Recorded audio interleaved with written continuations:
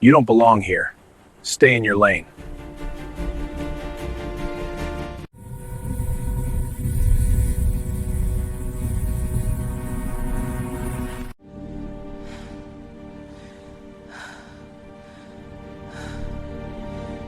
Yes.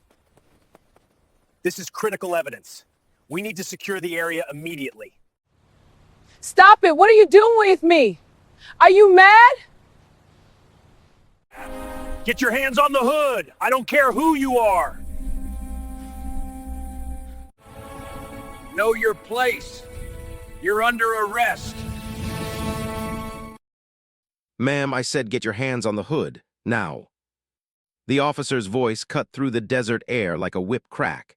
His palm slammed against the scorching metal of the patrol car, the sound echoing across the empty highway rest stop. Sweat dripped down his red face as he stepped closer, his hand hovering near his holster. Dr. Amara Wallace didn't move. She stood perfectly still, her pressed navy blazer immaculate despite the 104-degree Arizona heat, her leather briefcase still clutched in her right hand. Her dark eyes remained locked on his, calm but measuring. The kind of calm that comes from years of high-stakes negotiations where one wrong word could cost lives. "Officer, I've already shown you my identification twice," she said, her voice steady, almost musical.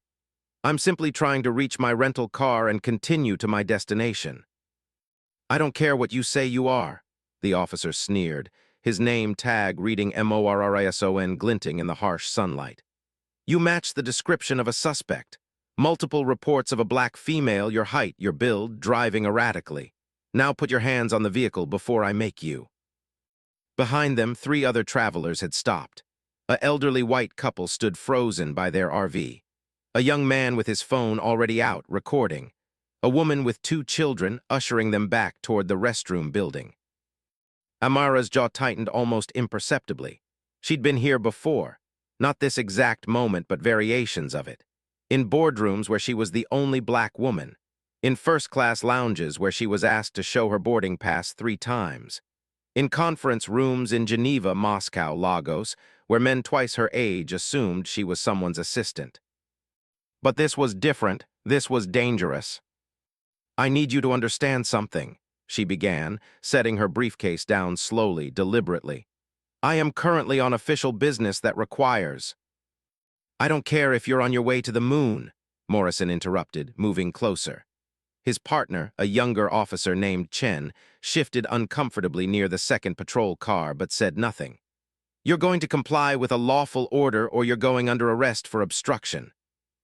The phone camera kept recording. The couple whispered. The desert wind carried the smell of creosote and exhaust. Amara took a slow breath, calculated, measured the angles. This could escalate in seconds, or it could be de-escalated. But Morrison's body language told her everything she needed to know. His pupils were dilated. His breathing was rapid. His hand kept flexing near his weapon. He wanted confrontation. "Where are you from? Tell us in the comments below. And if you're loving this story, hit that like button and subscribe for more." 16 hours earlier, Dr. Amara Wallace had been sitting in an underground briefing room in Virginia, surrounded by maps, satellite imagery, and people whose names never appeared in public records. At 42, Amara had the kind of face that could disappear in a crowd or command a room, depending on what she needed. High cheekbones that spoke to her Ghanaian grandmother. Her mother's Louisiana Creole warmth in her smile. Her father's Chicago steel in her eyes. She wore her natural hair in a short, elegant cut that required no maintenance on the field assignments that often took her to places without running water. She'd grown up in the south side of Chicago, the daughter of a postal worker father and a nurse mother. Both had worked double shifts to send her to private school, where she'd been one of 5 black students in her graduating class. She'd learned early how to code switch, how to make herself smaller in spaces that wanted her invisible, how to be twice as good to be considered half as worthy. But she'd also learned how to fight. Not with fists, with words, with strategy, with an intellect that had earned her full rides to Princeton, then Harvard Law, then a Rhodes Scholarship. She'd clerked for a Supreme Court justice, worked for the State Department. Built a reputation as the negotiator you called when hostages were involved, when diplomatic channels had frozen, when the situation had gone so sideways that traditional approaches had failed.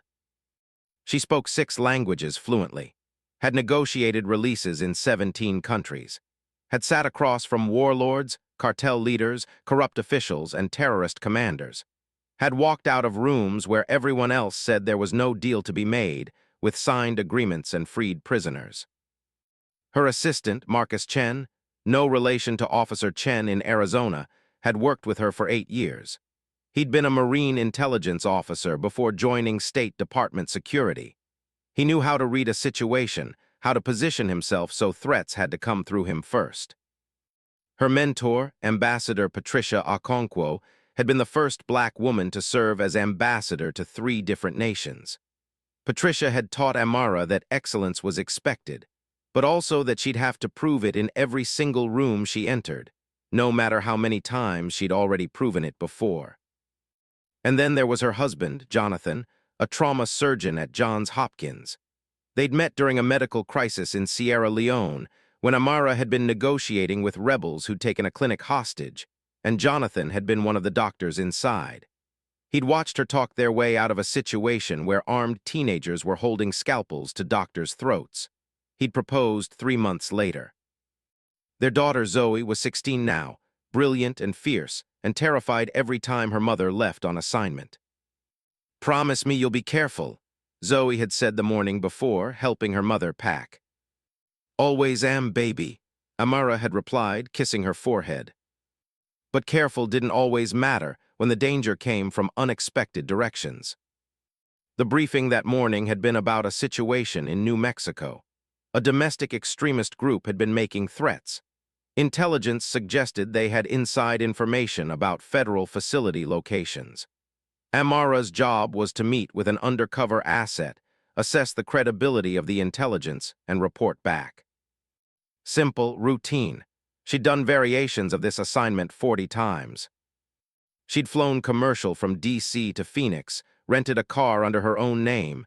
She wasn't undercover, just discreet, and started the drive to the meeting location. 4 hours across desert highway. She'd been making excellent time. Until her car's engine light came on. Until she'd pulled into this rest stop. Until Officer Morrison had decided she looked suspicious.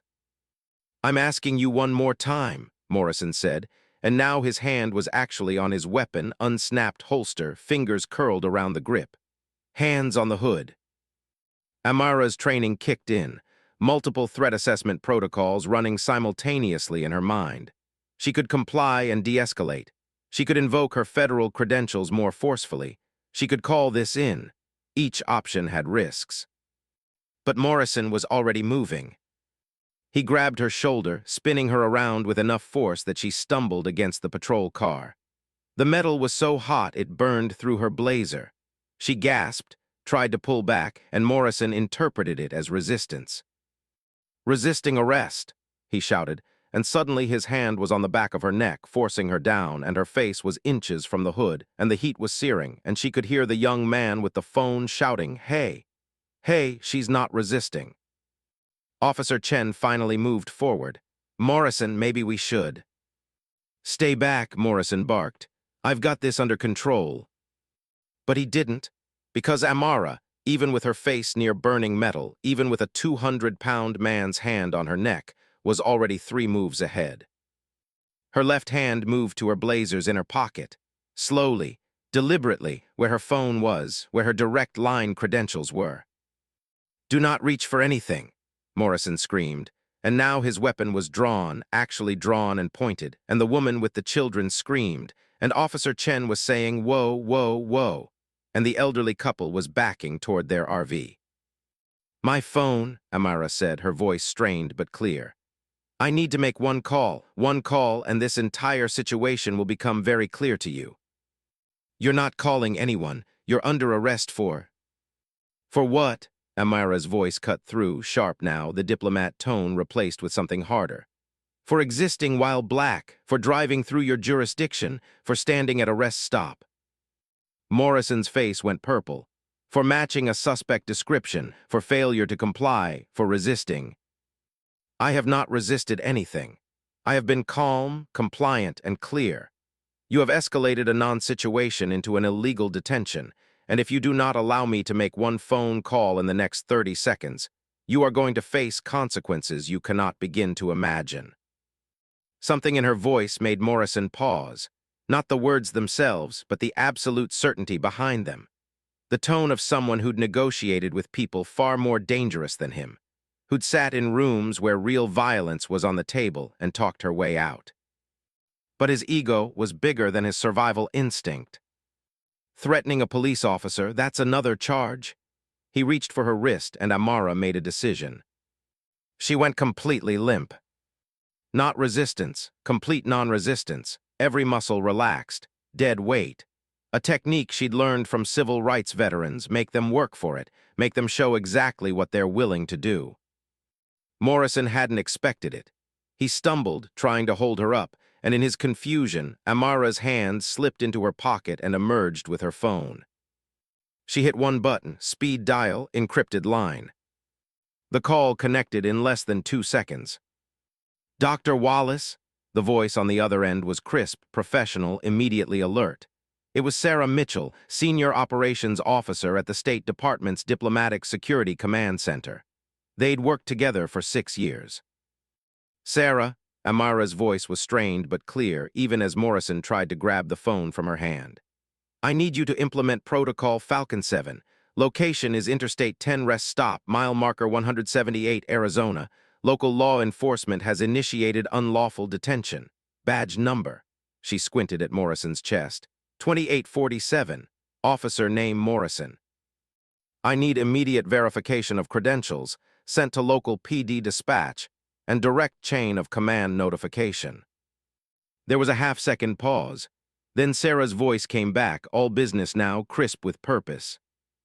"Copy that. Falcon 7 initiated. Stay on the line. Do not disconnect. Recording and tracking active. Patching to legal and executive oversight now." Morrison had gone still. The mention of protocols, the military-style communication, the sudden professional efficiency, it had triggered something in his brain. A warning bell. A sense that maybe, just maybe, he'd miscalculated. "Who are you calling?" he demanded, but his voice had lost some of its certainty. Amara looked at him directly, phone still at her ear, and for the first time since this began, she smiled. Not warmly, not with humor, with the expression of someone who just played a card they'd been holding in reserve. "I'm calling the people who are about to make this the worst day of your career." Officer Chen had moved closer now, his own uncertainty written across his young face. "Morrison, maybe we should verify her." "I don't need to verify anything," Morrison snapped, but his hand had dropped from his weapon. She could be calling anyone, probably calling some lawyer to try to... The radio in his patrol car crackled to life. "Unit 23, this is dispatch. Respond immediately. Unit 23, respond." Morrison's eyes narrowed. He stalked to his car, grabbed the radio. "Unit 23, go ahead." "Unit 23, we have an urgent communication from federal authorities regarding your current detention. Stand by for verification codes and direct orders." The dispatcher's voice had changed. Gone was the casual tone of routine traffic stops. This was something else, something bigger. Morrison's face shifted through several emotions rapidly. Confusion, anger, and then something else, something that looked almost like fear. But he wasn't done yet. Pride and ego still had their hooks in him. "I don't care what some federal desk jockey has to say. I have probable cause for..." A new voice cut through the radio. Deeper, male, authority that didn't ask, it commanded. "Officer Morrison, this is Deputy Director James Hartley, Diplomatic Security Service. You are currently detaining Dr. Amara Wallace, a senior State Department official operating under executive protection protocols. You will immediately cease all detention activities, return her personal effects, and await further instructions. This is not a request. This is a direct order superseding all local authority. Acknowledge." The rest stop had gone completely silent. Even the desert wind seemed to have stopped. The young man with the phone camera had moved closer, capturing everything. The elderly couple stood motionless by their RV. Officer Chen looked like he wanted to disappear into the asphalt. Morrison's hand trembled slightly on the radio receiver. But instead of acknowledging, instead of backing down, he made a choice that would define the rest of his career. He looked at Amara, and he said the words that sealed his fate. "I don't care who you claim to be, you're still under arrest." Amara had seen this before, not exactly this, but the psychology behind it. The moment when someone realizes they've made a catastrophic error, but their ego won't let them back down. The moment when doubling down feels safer than admitting mistake. The moment when pride becomes poison. She'd seen it in a militia commander in Colombia who'd rather fight than negotiate, who'd ended up in an international tribunal. She'd seen it in a corrupt governor in Eastern Europe who'd refused diplomatic immunity violations evidence, who'd lost everything. She'd seen it in people who couldn't accept that they'd misjudged the situation, misjudged the person in front of them, misjudged the consequences of their actions. Morrison was about to learn what all of them had learned. Reality doesn't care about your ego. The radio crackled again.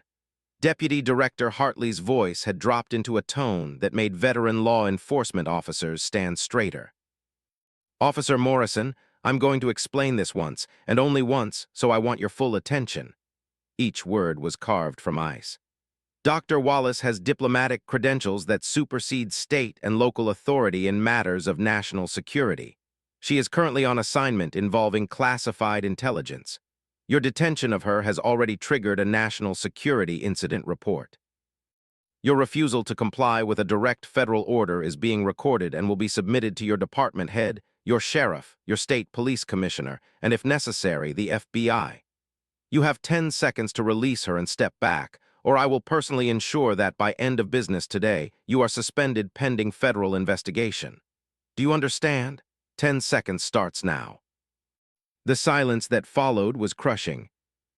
Amara could see Morrison's jaw working, could see his partner Chen had already started backing away, hands up, distancing himself from the situation. Could see the elderly couple getting into their RV. Could see the young man's camera still recording, capturing every second for posterity, for viral infamy, for the permanent record of what happens when authority meets greater authority. 9 seconds, Hartley said. Morrison's hand went to his handcuffs, still clipped to his belt. For a terrible moment, Amara thought he might actually try to cuff her anyway. The ultimate act of defiance. The final stand of someone who couldn't accept they'd lost. 8 seconds. Chen spoke up, his young voice cracking slightly. "Morrison, come on, man. This is insane. Let her go." 7 seconds. The young man with the phone moved even closer. "Yo, this is wild. This lady called the actual government on him." 6 seconds. Morrison's face was the color of raw meat. Sweat poured down his temples. His breathing was rapid, shallow, fight or flight response in full effect, but he was trapped. Trapped by his own choices, trapped by his own actions, trapped by the reality that he'd grabbed the wrong person on the wrong day. 5 seconds. And then something broke in him. Not humility, not wisdom, something worse. Rage. Pure, distilled, cornered animal rage. He moved fast, faster than Amara expected, and his hand was in her hair, fingers gripping tight, and he was forcing her head down toward the patrol car hood, the metal that was still scorching hot, and she heard Chen yell no. And heard the young man with the camera scream, and she felt her cheek connect with burning metal, felt the pain bloom across her face, felt Morrison's voice in her ear hissing words that would be caught on camera, caught on her phone recording, caught forever. "I don't care who you are, you're going to learn respect." The phone was still in her hand. Sarah's voice was still on the line. And somewhere in Virginia, in the Diplomatic Security Command Center, alarm bells were already ringing. The pain was extraordinary. The hood of the patrol car had been sitting in 104-degree desert sun for hours. The metal surface temperature was easily 160, 170 degrees. Amara's cheek was searing, burning, the smell of her own skin scorching, filling her nostrils. But she didn't scream. She'd been trained not to. In hostile negotiation scenarios, showing pain was showing weakness. Weakness invited more violence. So even as the burning intensified, even as tears involuntarily sprang to her eyes from the pure physical agony, she stayed silent. What she did instead was memorize Morrison's badge number, 2847. The exact time on the patrol car's dashboard clock, 2:47 p.m. The patrol car's vehicle number printed on the side, AZHP0934. The name of Chen's badge, P. Chen, badge 3192. The license plate of the RV where the elderly couple was now definitely filming from their window. Colorado plates, TMH 4821. The young man's phone, angle and position still recording. Every detail, every fact, every piece of evidence that would be needed. Morrison pulled her head back, then slammed it forward again, not quite as hard, but enough to re-establish his dominance, enough to prove he was still in control. Morrison, stop. Chen was actually moving forward now, grabbing his partner's arm. You're on camera, man. Everyone's recording. Stop. The young man with the phone was narrating now, his voice high with adrenaline and disbelief. Yo, this cop just slammed this woman's face into his car. She's literally on the phone with the federal government and he just, oh my God, he did it again. Someone call 911. This is police brutality. Morrison finally let go and Amara stumbled back, her hand going to her face. The burn was going to blister, 2nd degree at least. She could feel the heat still radiating from her damaged skin. But her phone was still in her other hand. Still connected. Still recording. Still transmitting everything directly to the Diplomatic Security Command Center. Sarah, she said quietly, her voice tight with controlled pain. Did you get all that? Every second, Dr. Wallace. Sarah's voice was razor-sharp now, fury barely contained. Video feed activated through your phone, audio recorded, patching to FBI Field Office Phoenix now. Stay on the line, help is 7 minutes out. State police are being notified. Do not engage further. Repeat, do not engage. Let him dig deeper. Amara understood. Every second Morrison continued, every additional action he took was more evidence, more documentation, more proof of not just a mistake, but a deliberate, documented, witnessed assault on a federal official. Morrison was breathing hard, staring at her, and she could see the exact moment when reality started to penetrate his rage. When he saw her face, calm despite the injury, saw her phone still active, saw Chen's expression, horror and resignation, saw the cameras, multiple angles, saw the witnesses, multiple people, saw that he'd just done something unrecoverable. He started, then stopped, swallowed. You need to comply with. With what, Officer Morrison? Amara's voice was soft now, almost gentle, the way she spoke to combatants who were beginning to realize they'd lost. What exactly do you want me to comply with? I've shown identification. I've explained my status. I've made my federally protected phone call. I've remained nonviolent while you've assaulted me, while you've burned my face on superheated metal, while you've escalated a non-situation into a federal incident. What more do you want? Morrison had no answer. Chen was already walking back to his patrol car, pulling out his own phone, probably calling their sergeant, probably trying to figure out how to distance himself from what just happened. The elderly couple in the RV had their own phone up now, clearly on a call, probably to their son or daughter or grandchildren, telling them about the crazy thing they just witnessed. The young man's video was probably already uploaded to social media, probably already getting shares, probably already going viral. And somewhere in Virginia, in secure facilities that Morrison had never heard of and would never see, people were making phone calls. Lots of phone calls. To the Arizona Highway Patrol Superintendent. To the State Attorney General's office. To FBI headquarters. To the Department of Justice. To offices that didn't have public phone numbers. The machinery of federal response was spinning up. Gears engaging, systems activating, protocols executing. Morrison had assaulted a federal official during active duty. On camera. With witnesses. While she was on the phone with her command center. After being given direct orders to stand down by a deputy director. His career wasn't over. It was incinerated. A black SUV with government plates was coming up the highway access road. Fast. No lights, no siren, but the speed and the purpose were unmistakable. Behind it, 2 state police vehicles, light bars strobing. Behind them, more vehicles, an entire convoy. Morrison saw them too. His face went from red to white in about 3 seconds. I was just, he started, but the words died in his throat because there was nothing to say. No explanation that would work, no excuse that would hold, no justification that would save him. The SUV screeched to a stop 15 feet away. The doors opened before it fully stopped. A black man in his 50s stepped out, 6'3", built like he'd played linebacker in college, wearing a crisp suit despite the heat. He took in the scene with one sweep of his eyes, Amara with her burned face, Morrison's defensive posture, Chen backing away, the witnesses, the cameras. "Dr. Wallace," he said, his voice carrying across the distance. "Are you injured?" "Second-degree burns to my left cheek and temple, Marcus," Amara replied. Marcus Chen, her actual Marcus, her real protection, her State Department security. "Otherwise fine, the incident has been fully documented." Marcus's jaw tightened. He looked at Morrison with an expression that made the officer take an involuntary step back. "You're the officer who just assaulted a State Department official." Morrison opened his mouth, closed it, opened it again. "I didn't know." "You were told," Marcus cut him off, his voice dropping into a dangerous register. "You were given direct orders by a deputy director. You were informed of her credentials. You were warned of the consequences, and you chose to assault her anyway. Do you understand what you've done?" The state police vehicles had parked now. 4 officers emerged, and their body language said everything. They weren't here to support Morrison.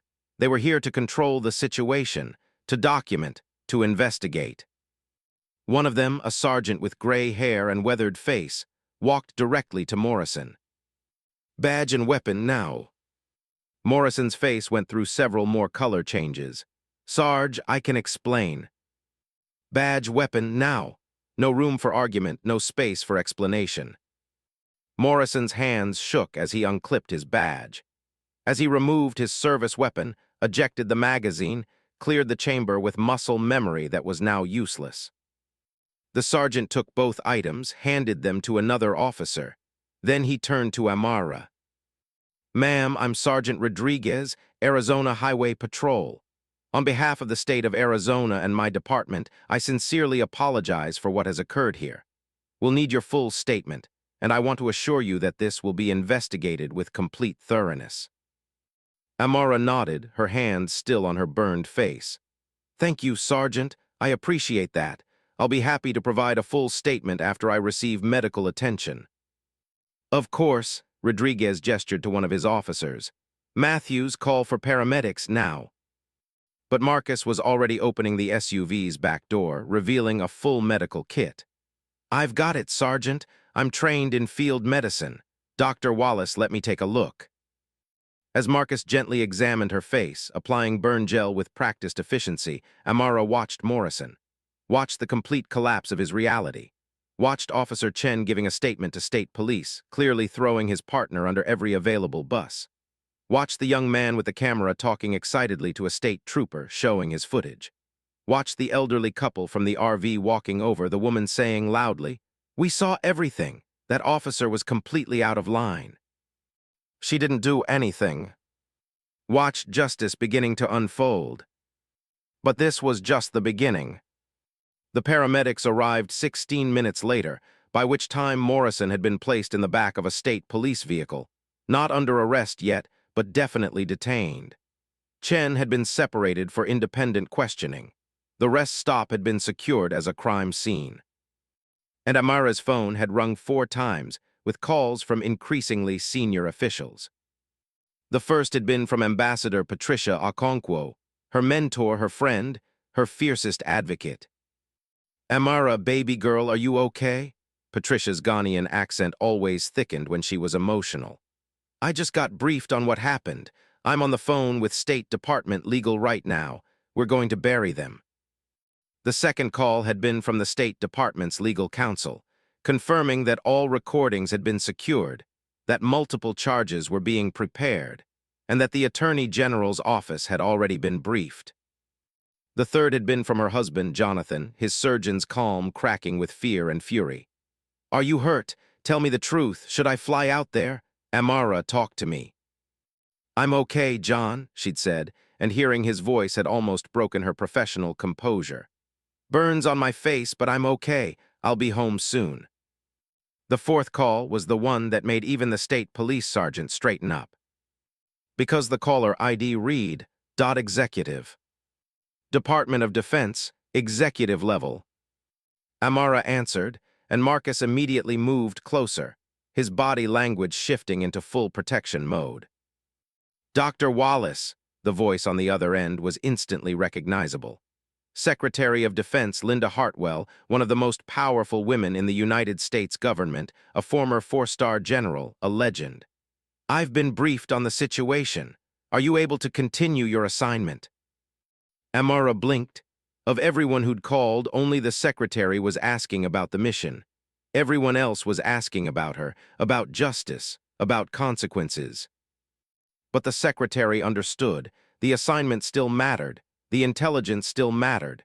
The meeting that was supposed to happen still mattered. "Yes, ma'am," Amara said. "I'm cleared for duty pending medical examination." "Good." There was a pause, and when the secretary spoke again, her voice had dropped into a different register. Not official, personal. "Amara, what happened to you today is unacceptable. It's infuriating. It's a symptom of problems we've been fighting for decades. But I need you to know something. That officer, he didn't just assault you. He assaulted the office you hold, the work you do, the trust placed in you by this nation. And we don't let that stand, ever. Do you understand?" "Yes, ma'am." "When you're done with your assignment, you call me directly.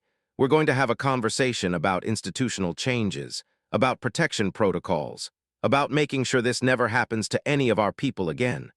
Are you clear?" "Crystal clear, ma'am." "Good, now go to your job. Show them what you're made of." The call ended. Marcus was staring at her. "Was that who I think it was?" "Yes." "And she wants you to continue the mission?" "Yes." Marcus shook his head slowly. "You are the toughest person I've ever met. You know that, right?" Amara smiled, then winced as the expression pulled at her burned skin. "I learned from the best." But Morrison had heard her end of the conversation, had heard ma'am and mission and assignment, had heard the deference in her voice, the military-style communication, had seen the state troopers' reactions when they realized who was calling. And suddenly, he understood. He'd assaulted someone who had the Secretary of Defense's personal number. His face, visible through the patrol car window, went absolutely ashen. But what happened next changed everything. The temporary medical station set up at the rest stop was a study in contrasts. On one side, Amara sat calmly while a paramedic documented her injuries with photographs and detailed notes. Second-degree burns covering approximately 4 square inches of her left cheek and temple. Redness and swelling consistent with forceful contact with superheated metal. Testimony consistent with witness accounts and video evidence. On the other side, Officer Morrison sat in the back of a state police vehicle, no longer just detained but officially suspended, watching his entire world dissolve through tempered glass. The parking lot had transformed into something resembling a federal operation. 2 more black SUVs had arrived. An FBI field agent was interviewing witnesses. A state police internal affairs investigator had taken over documentation. A representative from the Attorney General's office was on speakerphone with Sergeant Rodriguez. And the media had arrived. Not local news, national. 3 different network vans, satellite dishes extending toward the sky like metal flowers seeking sun. Reporters checking lighting, producers making frantic phone calls, camera operators getting angles of the scene. Because the young man's video had gone viral. 40,000 views in the first hour. 200,000 by hour 2. Trending on 3 different platforms. Justice for Dr. Wallace was already building momentum. The elderly couple from Colorado had given an interview to the first reporter on scene. She was so calm, so professional, and that officer just attacked her. For no reason, just because. The woman had stopped herself, but everyone knew what she'd been about to say, just because she was black. Marcus was on his phone, coordinating with the State Department, when Amara finished with the paramedics. He ended his call and walked over, his expression grave. "We've got a problem." Amara raised an eyebrow, then winced again at the movement. "Beyond the obvious." "Your asset for the New Mexico meeting." He's spooked. The viral video has blown up, and he's concerned about operational security. He thinks the attention on you compromises the meet. Amara closed her eyes briefly. Of course. A viral video of a State Department official being assaulted by police wasn't exactly low profile. Any extremist group monitoring federal activity would now know she was in the region, would know her face, would know she was operational. The mission might be compromised before it even began. "What are my options?" she asked. "State wants to pull you, send someone else. You've been through enough today and—" "No," her voice was flat, final. "I started this assignment, I'm finishing it. What's option 2? Marcus sighed. He'd known she'd say that. 8 years working together, and she'd never once backed down from an assignment because it got difficult. "Option 2, we accelerate the timeline. Move the meet up. Go tonight instead of tomorrow. Hit it while the extremist group is still processing the viral news cycle before they can adjust their operational security." "Risky," Amara said, thinking it through. "But manageable. The asset can move that fast." He says yes, says he'd rather get it done and get out. The intelligence is time-sensitive anyway. Another 24 hours and it might be worthless. Amara stood, testing her balance, her awareness. The burn hurt, but it wasn't debilitating. The painkillers the paramedic had given her were taking the edge off. Her mind was clear. "Then we go tonight. What's our timeline?" 6 hours. Wheels up in 90 minutes, meet at location at 2100 hours. She nodded, started to turn toward the SUV, then stopped. Morrison was still visible in the patrol car, watching her. His face was a mask of emotions, anger, fear, resentment, and something that might have been the beginning of understanding. Amara walked over to the vehicle. Sergeant Rodriguez intercepted her halfway. "Dr. Wallace, I don't think that's a good. I just want to say something. 30 seconds, you can supervise." Rodriguez hesitated, then nodded. He walked with her to the patrol car, opened the door slightly so Morrison could hear through the gap. Amara looked at the officer who'd assaulted her, who'd burned her face, who'd tried to break her spirit. When she spoke, her voice was quiet, not angry, not triumphant, sad. "Officer Morrison, I want you to understand something. I don't hate you. I'm angry, yes, I'm hurt, obviously, but I don't hate you. Because I've spent my entire life dealing with people who see my skin before they see my credentials, who assume incompetence before I open my mouth, who think authority can't possibly look like me." Morrison's jaw tightened, but he didn't speak. "You made assumptions today, bad ones, and you're going to pay for those assumptions in ways that will follow you for the rest of your life. But here's what I want you to think about while you're paying that price. How many other people did you treat like this? How many other black people, brown people, people who didn't have my credentials or my connections or my ability to fight back? How many times did you escalate situations that didn't need escalation? How many lives did you make harder just because you could?" She paused, let those questions hang in the air. "I can call the Secretary of Defense. I can trigger federal protocols. I can protect myself. But most people can't. Most people just have to take it. Just have to swallow the disrespect and the injustice and the fear because they don't have any other choice. You need to think about that. You need to really think about that." Morrison's eyes were wet now. Whether from anger or shame or fear, Amara couldn't tell and didn't care. "I hope you learned something from this," she said softly. "I genuinely hope you do, because if you don't, then all of this, all the pain, all the consequences, all the damage will have been for nothing." She turned and walked back to the SUV, leaving Morrison sitting in stunned silence. Rodriguez closed the patrol car door, then caught up with her. That took a lot of grace, Dr. Wallace." "Grace is all I have sometimes, Sergeant," she replied. Anger is easy, grace takes work, but grace is what changes things eventually. She didn't entirely believe that herself today, but she wanted to, needed to. Marcus was waiting by the SUV, medical kit packed, tactical gear already loaded. Ready. Ready, let's finish what we came here to do. They climbed into the vehicle. As they pulled away from the rest stop, Amara looked back one more time, at the police vehicles, at the media vans, at the witnesses, at the scene of her assault. At the beginning of a story that was only just starting to unfold. The flight from Phoenix to the operational area took 2 hours in a government aircraft that had no markings and no flight plan visible to civilian tracking. Amara used the time to review intelligence files, memorize asset identifiers, and mentally prepare for a meeting that had become significantly more complicated. Her face had been cleaned and properly treated by an actual doctor who'd met them at the Phoenix airfield. The burns were dressed with specialized medical film that would protect the damaged tissue while allowing her to move naturally. The doctor had offered her prescription pain medication. She declined, needed her mind sharp. Marcus sat across from her doing his own preparation, checking weapons, reviewing tactical approaches, planning extraction routes if things went sideways. They didn't talk much, didn't need to. 8 years of working together had given them a kind of operational telepathy. She knew he was running through worst-case scenarios. He knew she was compartmentalizing the day's trauma, putting it in a mental box to be dealt with later after the mission. The aircraft descended into darkness.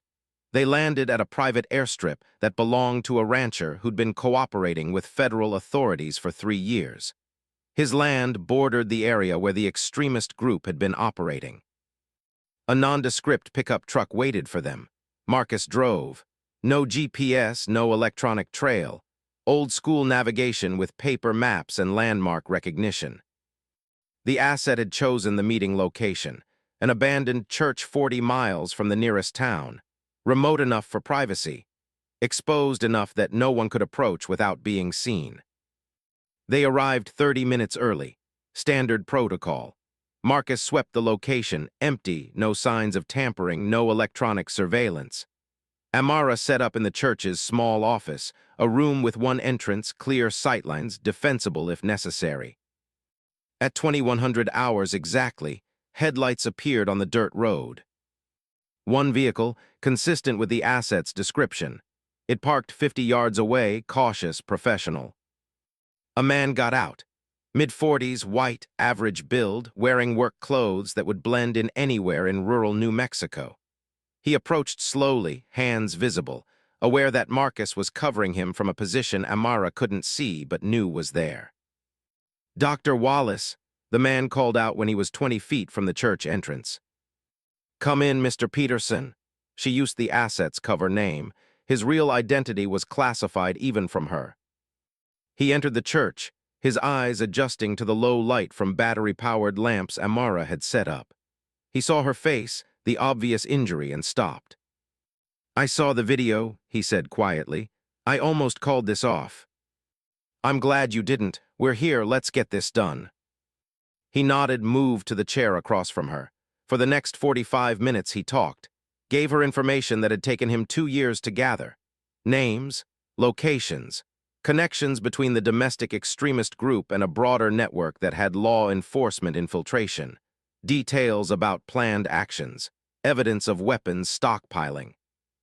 Amara listened, recorded on encrypted devices, asked clarifying questions, cross-referenced with existing intelligence. It was good information, actionable, time-sensitive, worth the risk. Peterson was finishing up when his phone buzzed. He glanced at it and his expression changed, went from cautious calm to immediate alarm. "We need to leave, now." Amara's training kicked in immediately. "What's wrong?" Group chat just lit up. Someone posted a screenshot from social media. Your photo, the viral video. They're talking about a federal agent being in the area. They're activating security protocols. Marcus appeared in the doorway, weapon drawn, but pointed safely down. "We're compromised." "Not yet," Peterson said, standing quickly. "But if they start checking locations, they'll think about this church. I mentioned it once in passing months ago. If they're paranoid enough, they might. The sound of engines in the distance. Multiple vehicles coming fast. Marcus moved to the window, looked out, cursed under his breath. 4 trucks coming from the east could be coincidence. In the middle of nowhere at 2200 hours, Amara was already packing her recording equipment. Not a coincidence. Peterson had gone pale. If they find me here with you. They won't, Amara said firmly. Marcus, what are our options? Marcus was already moving, thinking tactically. Peterson leaves now, drives west toward the highway. They're coming from the east, won't see him. We stay here, act like we're just 2 people whose car broke down. With federal equipment, Amara gestured at the encrypted gear. Hidden, buried, we'll come back for it. Right now we need Peterson clear and us looking innocent. It was a good plan, fast, simple, the kind of improvisation that saved lives. Go, Amara told Peterson. Get to your vehicle and drive. Don't speed, don't panic, just drive to the extraction point we discussed. Peterson nodded, started to leave, then turned back. Dr. Wallace, I'm sorry about today, about what that cop did to you. It's wrong. All of it is wrong. I know, she said. Now go. He ran. Marcus was already hiding equipment, burying it under old church pew cushions, inside a broken organ, anywhere it wouldn't be immediately visible. Amara helped, working fast, her burned face throbbing with each movement but adrenaline overriding the pain. The engine sounds were getting closer. Our cover story, Marcus asked. Tourist's car broke down, waiting for AAA. Amara was improvising, thinking fast. I'm a teacher, you're my husband. Road trip to see national parks. The injury. Accident, burned myself cooking at a campsite. Weak, but we're not doing better in 30 seconds. Marcus was right. The vehicles were almost here. 4 pickup trucks, large, modified, the kind that said rural area, possibly militia-adjacent, definitely not friendly. They surrounded the church, headlights blazing, turning the night into harsh, artificial day. Doors opened. Men climbed out, 6 of them. Armed, rifles visible, carried openly because this was rural New Mexico where open carry was legal and common. One of them, clearly the leader, was a man in his 50s with a gray beard and eyes that had seen combat. Military bearing, professional movements.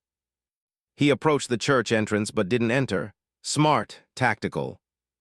This is private property, he called out. You're trespassing. Amara stepped into the doorway, Marcus slightly behind her, hands visible, non-threatening. I apologize. Our car broke down about 2 miles down the road. We were walking, saw the church, thought we'd wait here until morning when we could call for help. Cell service is non-existent out here. The man studied her face, saw the injury, saw the medical dressing. His eyes narrowed. You're hurt. Camping accident. Stupid, really. Learned why you don't cook in a tent. He didn't buy it. She could see it in his expression. Could see him processing, calculating, deciding. Where's your car? He asked. East on the service road, about 2 miles. Show me. This was a test. If they were lying, there'd be no car. If they were federal, there'd be equipment. Either way, he'd know. Marcus stepped forward slightly. Look, man, we don't want any trouble. We're just passing through. We'll leave right now if... I said show me the car. Not a request, a demand. And that's when things got complicated. Because one of the other men, younger, maybe late 20s, was looking at his phone. Looking at Amara, looking back at his phone. Jake, he said to the leader, his voice tight, you need to see this. He held up his phone. The viral video was playing. Amara's face, clear as day, getting slammed into the patrol car hood. Morrison's voice, the confrontation, everything. Jake looked at the phone, looked at Amara, at her injury which matched the video, at her face which definitely matched the video. Well, he said softly, and his hand moved to his rifle. Looks like we've got ourselves a federal agent. The temperature in the moment seemed to drop 20 degrees. 6 armed men, 2 federal operatives, one of whom was injured, an isolated location. No backup within range, no cell service, no quick extraction. Amara's mind was already running through scenarios, none of them good. Marcus had shifted his stance slightly, not threatening but ready. She knew he had his sidearm, knew he was calculating angles, distances, odds, knew he'd fight if necessary, but 6 against 1 in open ground with her as a liability, not good odds. "I think you're mistaken," Amara said calmly, using her negotiator voice, the one that had talked down people in far more volatile situations. "I'm a high school teacher from Virginia. My name is Sarah Mitchell. That video, yes, that's me, but I'm not an agent. That cop harassed me because I'm black and he's a racist. It went viral. It's been all over the news." It was a good lie, quick, plausible, using real details from the viral story. Jake wasn't buying it. "Sarah Mitchell," he repeated slowly. "High school teacher from Virginia on a camping trip in rural New Mexico at an abandoned church with a companion who moves like military or law enforcement." Marcus forced himself to slouch slightly to look less tactical. "I was Army, 10 years ago, Iraq. You can't train that out completely." Jake studied him. "What unit?" "3rd ID, Fort Stewart." "What years?" Marcus rattled off deployment dates, unit designations, details that only someone who'd actually served would know. Because he had served. Just not with 3rd ID. But the details were generic enough, public enough, that they couldn't be easily disproved. Jake's expression shifted slightly. Military recognized military. But the young man with the phone wasn't convinced. "I'm telling you, Jake, that's her. Same face, same injury, same everything. And look," he scrolled on his phone, "there are articles. State Department official assaulted by Arizona police. Federal investigation launched." She's not a teacher, she's government. Amara made a decision. Sometimes the best lie was closest to the truth. "Okay," she said, holding up her hands in surrender.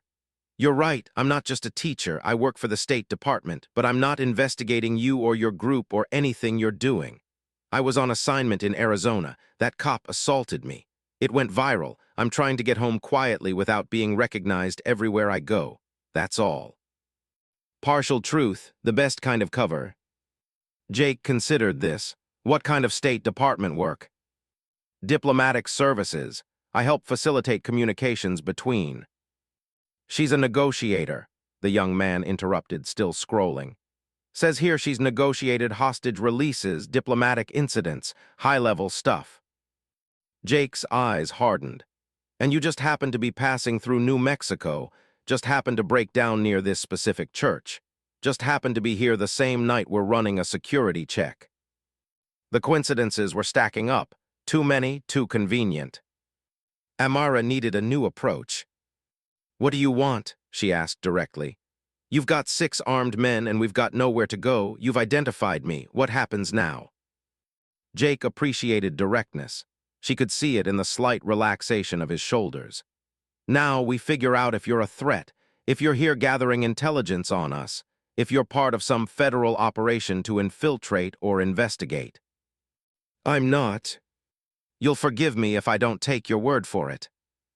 One of the other men spoke up, older, maybe 60, with a weathered face and suspicious eyes.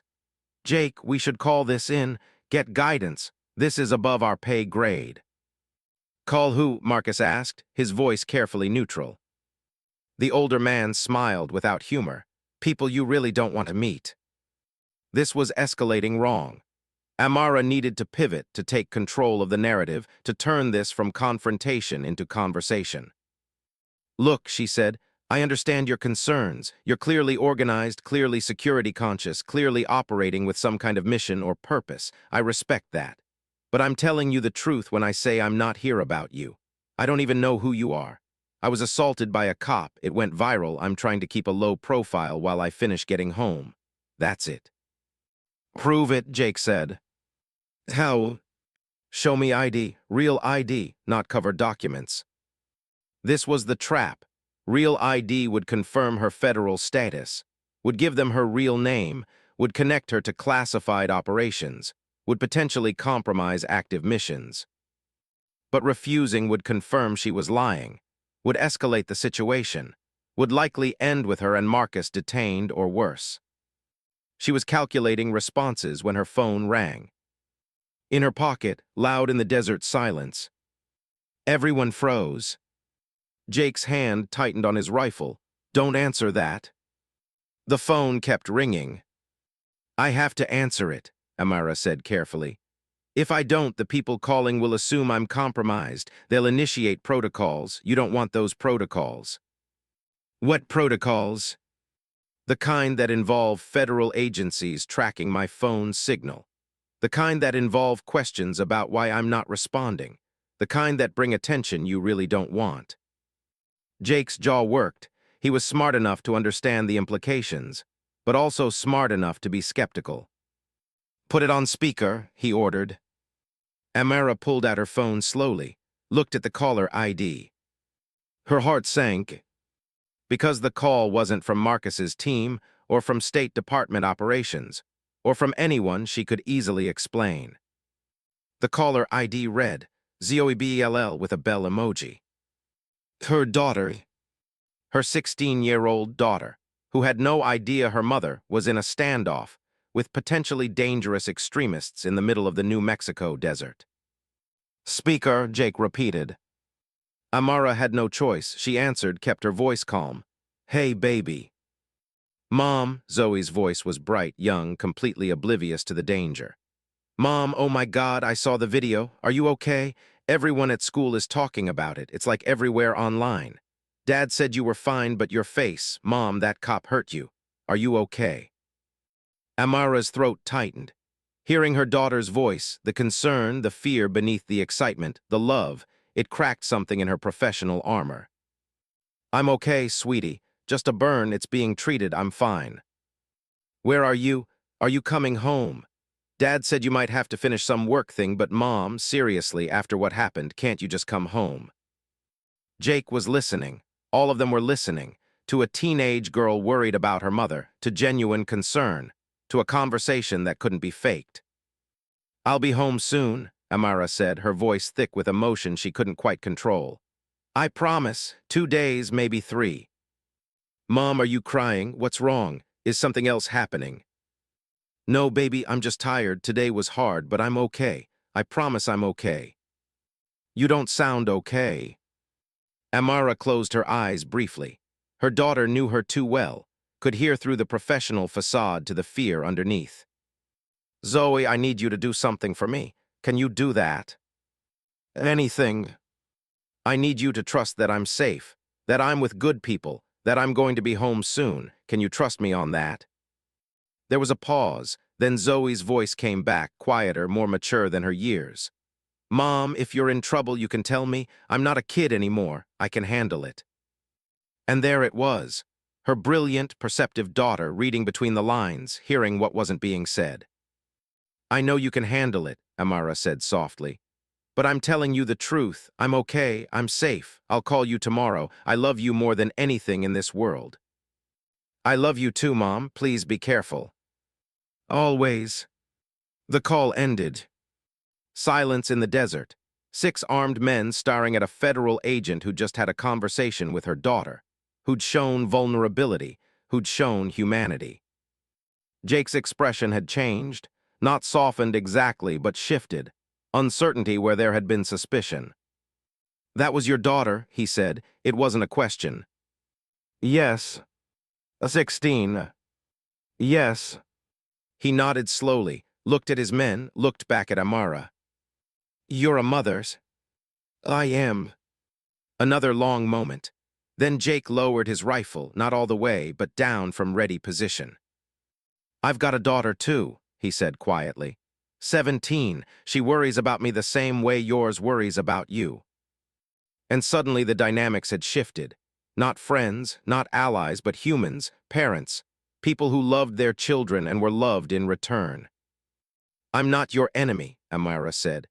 I know you don't believe that. I know you have no reason to trust me, but I'm telling you the truth. I'm not here about you. I don't know what you're involved in. I don't want to know. I just want to get home to my daughter.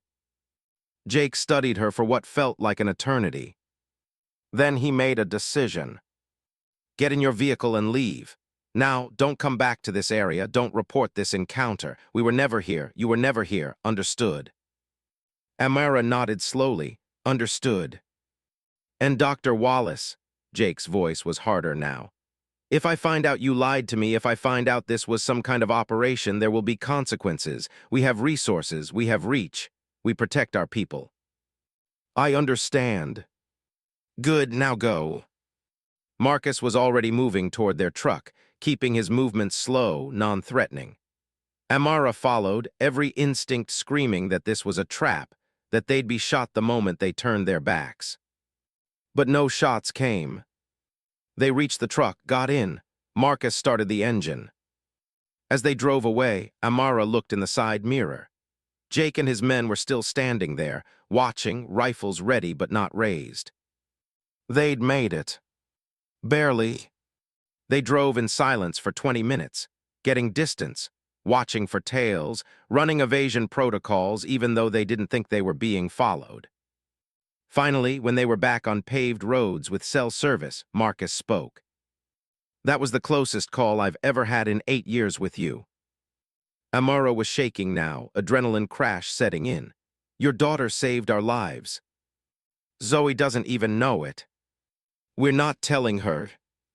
Absolutely not.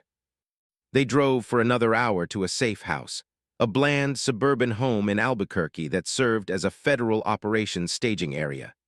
Inside, Amara finally allowed herself to fall apart. She sat on the couch and cried.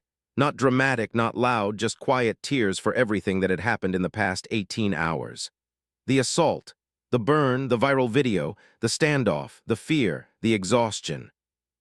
Marcus gave her space, then brought her water and ibuprofen and a blanket. We got the intelligence, he said gently. Peterson made it to extraction. His information is already being processed. The mission was successful. I almost got us killed. No, Morrison almost got you killed. Then you navigated an impossible situation and got us out. That's the job. You did the job. Amara wiped her eyes, nodded, pulled herself together piece by piece. Her phone rang again. This time it was Ambassador Okonkwo. Amara, I need you to sit down for this. I'm already sitting. Good, because what I'm about to tell you is going to make you very angry, or very satisfied, or possibly both. What happened? Officer Morrison has been arrested, charged with assault on a federal officer, civil rights violations, abuse of authority, and about 6 other charges. The FBI field office in Phoenix moved fast. The video evidence, your testimony, witness statements. It's airtight. Amara absorbed this. Justice, swift and definitive. But that's not all, Patricia continued. The investigation has uncovered a pattern. Morrison has 17 complaints filed against him over the past 8 years. 16 of them involve Black or Latino individuals. Excessive force, unlawful detention, discriminatory profiling. They were all dismissed or buried by his department. 17, Amara repeated, thinking about what she'd said to Morrison at the rest stop. How many others? Until someone who couldn't be buried or dismissed or ignored. You broke it open, baby girl. Because of what happened to you, all those other cases are being reopened. People are getting justice. Real justice. Amara felt something release in her chest. Not satisfaction exactly, not triumph, but purpose, meaning. What about Officer Chen? Cooperating fully. He'll likely keep his job, but with retraining and supervision. He didn't participate in the assault, didn't support it, tried to stop it. That matters. Good. There's more. The department is implementing new protocols, direct lines for federal officials in field situations, updated training for local law enforcement, policy changes. You're being asked to consult on the development. I will. And Amara, the secretary, wants to meet with you next week, personally. There's talk of a commendation, of recognition. Amara closed her eyes. She didn't want recognition, didn't want awards, didn't want to be the face of anything. She just wanted to go home. I'll think about it, she said diplomatically. You do that, now get some rest. You've earned it. The call ended. Marcus was watching her. What do you need? Sleep, then I need to debrief the mission. Then I need to go home and hug my daughter for about 6 hours straight. Sounds like a plan. But sleep didn't come easily. Amara lay in the safe house bedroom, staring at the ceiling, replaying the day. The moment Morrison grabbed her, the heat of the metal, the fear, the pain, the viral video, Jake and his men, her daughter's voice. All of it. And underneath it all, a question she'd been asking herself for 20 years in this work. How much more? How many more confrontations? How many more moments where her skin color was seen as threat before her credentials were seen as authority? How many more times would she have to prove herself, validate herself, justify her existence in spaces that didn't want her there? She'd fought so hard, worked so diligently, achieved so much. And still, a cop had looked at her and seen nothing but a suspect. Still, extremists had looked at her and seen nothing but a threat. Still, she had to carry credentials and references and proof of her worth everywhere she went. Still, her phone buzzed. A text from Jonathan, "Love you, come home safe, we're waiting."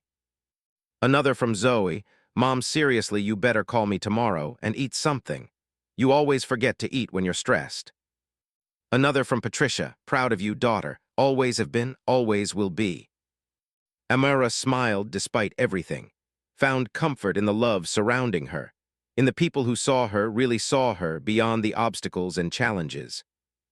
She finally drifted off to sleep thinking about what she'd tell Zoe someday, about resilience, about grace, about fighting for justice not with fists but with presence, with refusal to be diminished, with the simple radical act of existing fully in spaces that wanted you small.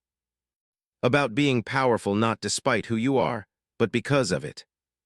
3 days later, Amara stood in a conference room at the State Department, briefing senior officials on the New Mexico intelligence. The information Peterson had provided was already leading to arrests, to disruption of planned attacks, to protection of innocent lives. The mission had been successful. Her face was healing. The burn would scar, but not badly. The doctor said with proper treatment, it would fade significantly over time. She declined the offer for scar revision surgery. She'd keep it, a reminder of what happened, of what she'd survived, of what needed to change. After the briefing, she was called to the Secretary of Defense's office.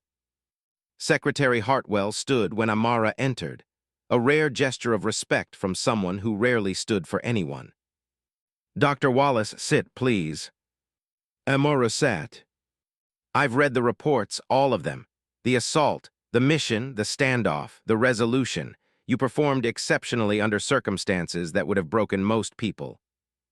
"Thank you, ma'am. But I didn't call you here to praise you. I called you here to ask you a question." The secretary leaned forward, her gaze intense. "What do you need? Not what the department needs, not what the mission needs. What do you need?" Amara hadn't expected this question, sat with it for a moment. "I need to know that what happened to me leads to real change. Not just for me, for everyone, every black woman, every person of color who serves this country and faces discrimination.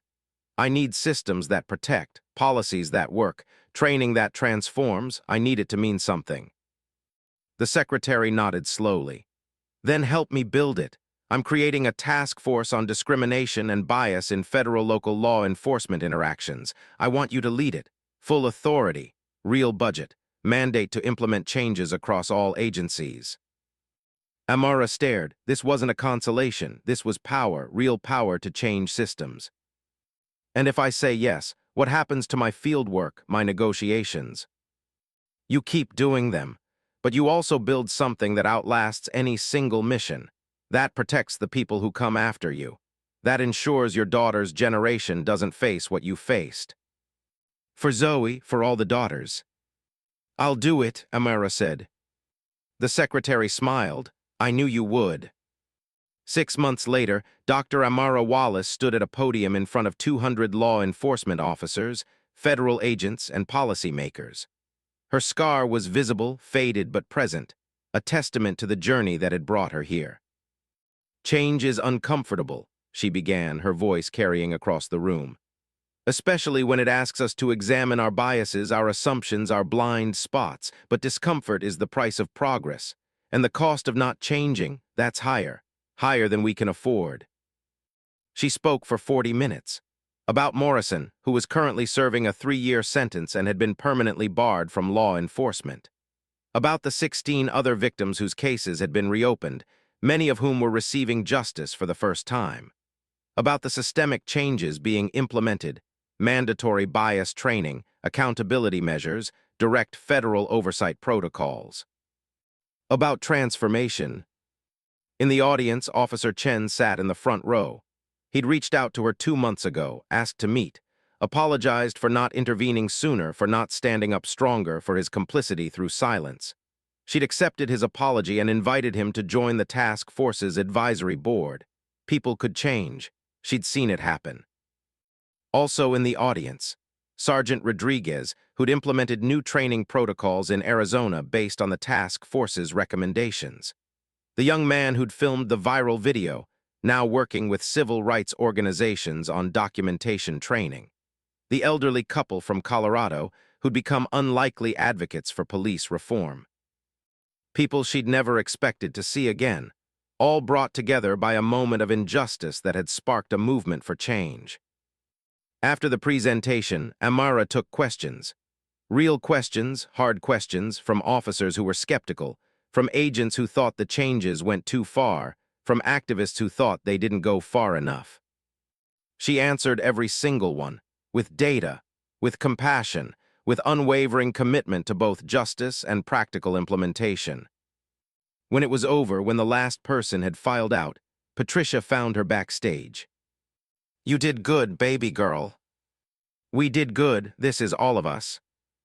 "Yes, but you're the one who turned trauma into transformation. That takes something special." Amara hugged her mentor, her friend, her second mother. Then she went home. Jonathan had dinner waiting. Zoe had made dessert, slightly burned but edible. They sat around the table, a family reunited, a family intact. "Mom, I'm writing about you for my college essay," Zoe announced. "About resilience and grace under pressure." "Baby, you should write about your own story, not mine." "But you're part of my story. You taught me that excellence isn't just about what you achieve. It's about how you achieve it, how you lift others while you climb, how you turn pain into purpose." Amara's eyes filled with tears. Her daughter understood, really understood. "Then write it," she said. "Write all of it, the good and the bad, the victory and the cost. Write the truth." "I will." That night after Zoe went to bed and Jonathan fell asleep, Amara stood at her bedroom window looking out at the DC skyline, thinking about the journey, about all the rooms she'd entered where she didn't belong, all the times she'd proven she did, all the battles fought and won and lost and fought again.